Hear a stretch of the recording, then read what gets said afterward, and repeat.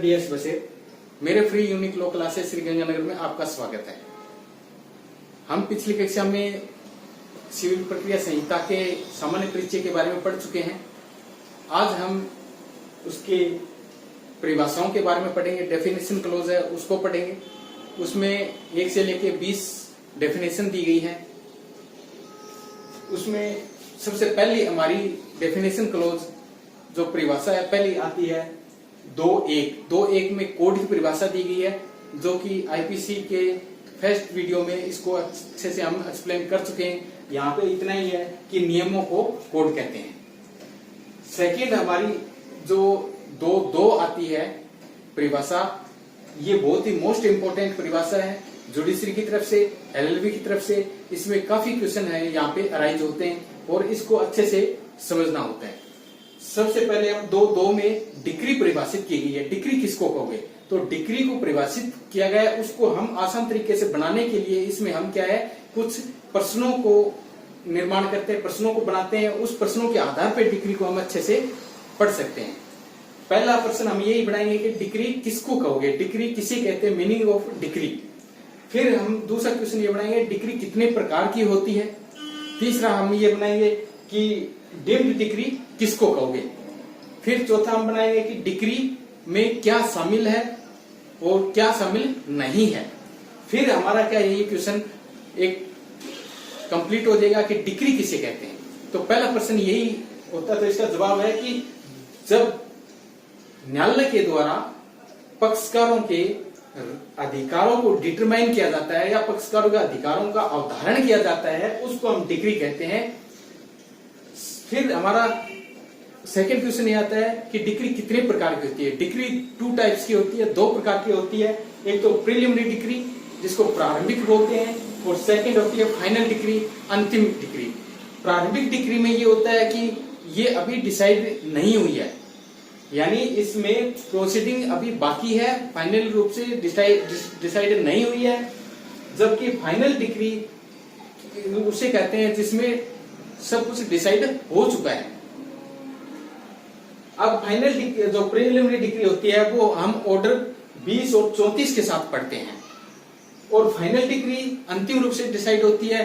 फिर इसका सेक्शन 97, जो सेक्शन 97 है, 97 नंबर सेक्शन है, ये कहता है कि प्रीलिमिनरी में डिक्री में अगर कोई पर्सन आपने नहीं उठाया है और फाइनल डिक्री में जाके उठाना चाहते हो तो वहां पे उस पर्सन का अवधारण नहीं किया जाएगा, तो आपका पर्सन को नहीं सुना जाएगा। अगर कोई पर्सन है तो प्रीलिमिनरी में ही आप उठा लो तो ही आपको फायदा मिलेगा, फाइनल डिक्री में जाके नहीं मिलेगा। ये 97 में साफ शब्दों में स्पष्ट क्लियर लिखा हुआ है।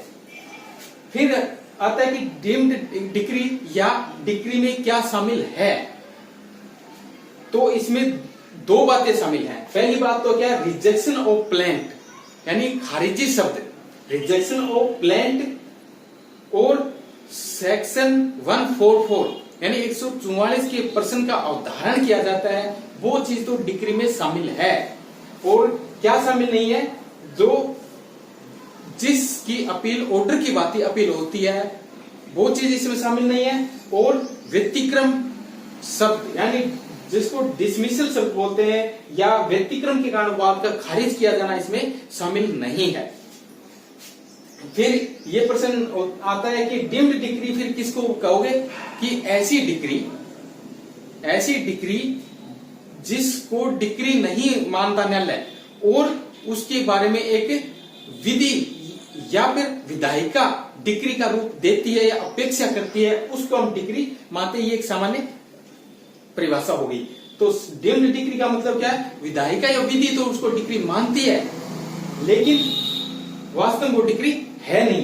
तो रिजेक्शन शब्द और धारा 144 के अंतर्गत पर्सन का अवधारण करना इसमें शामिल है, इसको हम डीम्ड डिक्री कहते हैं। ये 2 नंबर में डीम्ड डिक्री आप किसे कहते हैं, ये प्रश्न बन जाता है, तो इसका जवाब ये आ गया। फिर हम ये एक डिक्री किसे कहते हैं, इसका हमें जवाब मिल गया पूरा। फिर डीम्ड डिक्री या डिक्री किसको कहते हैं, इसमें हम क्या है, कुछ अपील के बारे में जो प्रोविजन दिए गए हैं वो उनको प्रोविजंस को भी हम यहीं देख लेते हैं। क्या देख लेते हैं कि डिक्री जो होती है वो दो में परिभाषित की गई है, जबकि ऑर्डर 214 में परिभाषित किया है, 214 में परिभाषित किया गया। डिक्री देख लिया कि प्रीलिमिनरी डिक्री और फाइनल डिक्री, पार्टली प्रीलिमिनरी और पार्टली फाइनल डिक्री ये होती है। फिर ये कहता है कि अपीलेबल डिक्री होती है क्या, तो डिक्री सारी की सारी अपीलेबल होती हैं, जबकि ऑर्डर अपीलेबल नहीं है। तो ऑर्डर कितने प्रकार के होते हैं, ऑर्डर भी 2 टाइप्स के होते हैं, एक तो इंटरिम ऑर्डर होता है और एक फाइनल ऑर्डर होता है। इंटरिम ऑर्डर क्या, जो वाद पेंडिंग है और वाद के चलते हुए कोई ऑर्डर दिया जाता है तो उसको इंटरिम ऑर्डर कहेंगे, और फाइनल रूप से डिसाइड हो चुका है उसको हम फाइनल ऑर्डर कहेंगे। फिर क्या कहता है कि अपील कहां होती है, डिक्री की अपील कहां होती है, ऑर्डर की अपील कहां होती है। तो डिक्री की अपील 2 अपील बताई गई है, एक तो फर्स्ट अपील और एक सेकंड अपील। फर्स्ट अपील जो कि सेक्शन 96 से 99A तक फर्स्ट अपील के बारे में प्रोविजन दिए गए हैं, और सेकंड अपील कहां पे है, जो कि 100 से 103 तक क्या डिफाइन किया गया है। फिर ये कौन से ऑर्डर में बताया गया है, जो फर्स्ट अपील है वो 41 ऑर्डर में बताया गया है, और जो सेकंड अपील है वो 42 में परिभाषित किया गया है।